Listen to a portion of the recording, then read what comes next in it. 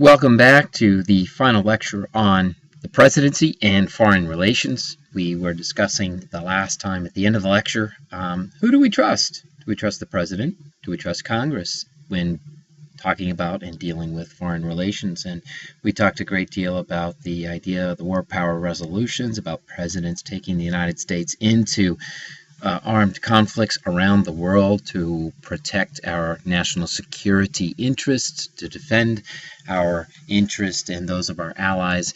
And these are really some very tricky questions that have no easy or simple answers. So what we're going to do now is move on from the war powers situation. And I guess I can just share my own personal beliefs. And I think that at some point we need to restore the checks and balances as contained in the Constitution, our fundamental law and document. And I recognize that we live in a dynamic and constantly changing world filled with the threat of terrorist attacks that may require rapid responses that only the president can launch in a timely manner. But I also feel that Congress needs to exercise more oversight and play its role, which is to declare war, and the president actually commands the troops and organizes our defensive efforts. And that's just my thought. But at some point, you may want to ask your parents, as I suggested at the end of the last lecture. So we're going to move on from here, and we're going to look at the president as chief diplomat. And I would also add that the president is also the head of state. So a formal title, head of state, the first citizen, if you will, to use a term from European history, and also chief diplomat. And as chief diplomat and head of state, the president does share control of our relations with other countries with Congress.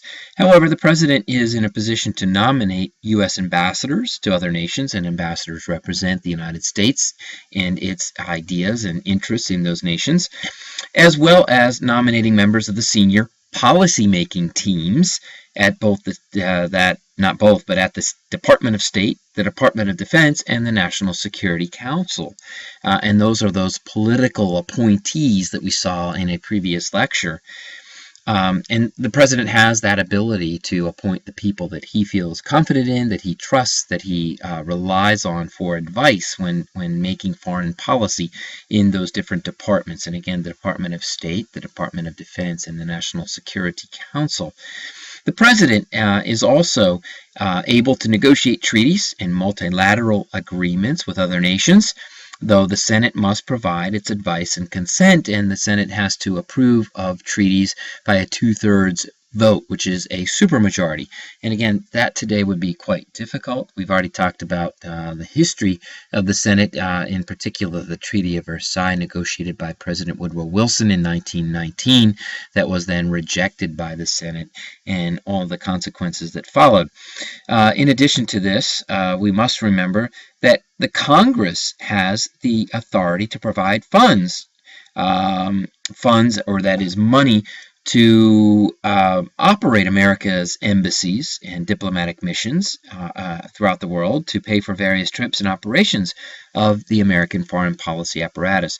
So the president has a lead role. However, Congress also has a lot of authority in terms of providing the funding, and in some cases the Senate providing the advice and consent.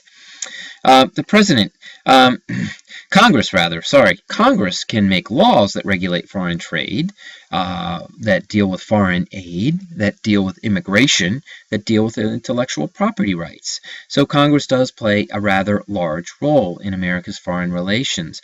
However, presidents also have the ability to sign or negotiate and sign executive agreements.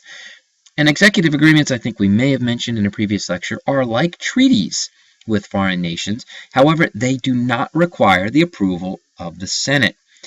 But executive agreements only remain in force as long as the president is in office. Now, presidents like to use these executive agreements, and I think you can understand why. They don't have to deal with the Senate, and especially when relations are tense and when the opposition party might have issues with the sitting president, that would make it rather difficult for a president to secure passage of a treaty, so they rely on executive agreements. Let's just look at some numbers. President Clinton signed some 2,000 48 executive agreements while in office. President George W. Bush signed some 1,990 such agreements. And President Obama signed 611 executive agreements in his first 2 years of office. Now, just to give you some context, by contrast, President FDR, who served for 12 or 11 years, signed only 369 such executive agreements. So we see what has happened in the 20th century just in terms of presidents negotiating agreements with foreign nations is that presidents tend to want to go it alone, that is, to avoid or ignore Congress, which again confirms the idea that we've already talked about, that I've already mentioned on several occasions, of the uppity presidency, that is, a president wanting to increase his power and authority. So that's something to remember. Lastly, the president has gotten involved in more trade agreements with other nations as trade has become more global. And presidents try to balance and protect American industries, but they also try to promote American exports to foreign nations. So this is a tricky balancing act, and this is, I guess, the last role, the idea of trade negotiations, and the president in some ways becomes the chief negotiator for the United States and its interests. And again, it's a tricky act because the president wants to protect American companies and businesses by keeping out foreign imported goods, but at the same time, the United States wants to export its goods to foreign nations. So presidents will often use their position as, again, chief diplomat and head of state to negotiate treaties with other nations or areas of nations. And what you see there is the European Union represented on the left, those stars representing the 27 nations. They're not 27 stars, but they're 27 nations in the European Union. And the president at this point is making some kind of trade arrangement or deal with the European Union that would promote our interests, but also promote our trade, I guess is what I'm trying to say. So that's one thing. And we see that in the 1990s, President Bill Clinton, a Democrat, negotiated the North American Free Trade Agreement, known as NAFTA. And so we see that presidents take a direct role in shaping trade and business policies for the United States. There's one thing that should be said, and I think we can add this here, that typically, Democrats and Republicans differ over the idea of trade. Republicans favor free trade, that is, no restrictions, low tariffs, no government interference or meddling with trade. Democrats, on the other hand, tend to support fair trade, that is, using government restrictions and policies or laws to promote such issues as fair treatment of workers, protections of the environment, and these are important issues to Democrats typically and Democratic presidents. So we see this playing out today, the differences between Democrats and Republicans. So one of the big issues that we see currently in the news when we talk about these things, President Obama and the idea of a pipeline connecting areas of North America, North Dakota, and Canada to the Gulf of Mexico. And Republicans are very keen and desiring of this pipeline. It's called the Keystone Oil Pipeline, and Republicans feel that this would be a very good step forward, positive thing for the United States to build such a pipeline to promote the flow of oil from Canada and the northern part of the United States down to the Gulf of Mexico, where it could be exported to all corners of the globe.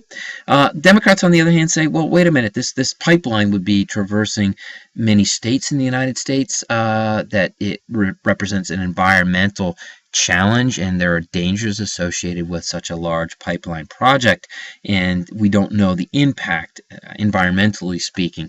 So Democrats are reluctant to support the idea of the Keystone Oil Pipeline. President Obama so far has not agreed to the Keystone Oil Pipeline, has resisted it. We'll see what's going to happen in the coming months and years, whether this pipeline project goes forward or not. So we see the president taking that role. We also see that the president is the head of state, something that's not up here on a slide, but when foreign leaders, presidents and or prime ministers, come to the United States in an official capacity, the president will receive them at the White House and extend to them the courtesies due to foreign heads of state. So there's this sort of diplomatic protocol where the president will entertain, will meet, will host dinners. In fact, recently President Obama hosted the French president, and there was a formal state dinner held at the White House to honor the French president's visit to the United States. So that's also something that the president does as well. So he's our chief host, if you will, hosting other foreign leaders. So that's really all that I have for today. This kind of wraps up the president and foreign policy. Just to remind you that presidents have typically and constitutionally had, I think, more ability to conduct foreign relations and do that without Congress than they have in the field of domestic policy and legislation. So just remember that presidents, again, to repeat, have an ability to go it alone more in foreign policy, to influence foreign policy more directly, because there are fewer checks and or balances constitutionally and practically speaking, whereas domestically speaking, presidents become ensnared often in partisan politics, in public opinion, and those types of things that we discussed in a previous lecture. So that's really all for today. Please, again, write down any questions, and we will continue next time with the President and the Executive Office. That is, those folks who work with the President, closest to the President, most often in the West Wing of the White House. And we'll take a look at some of those positions and what those people that advise and work with the President do. Thank you, and we'll see you soon.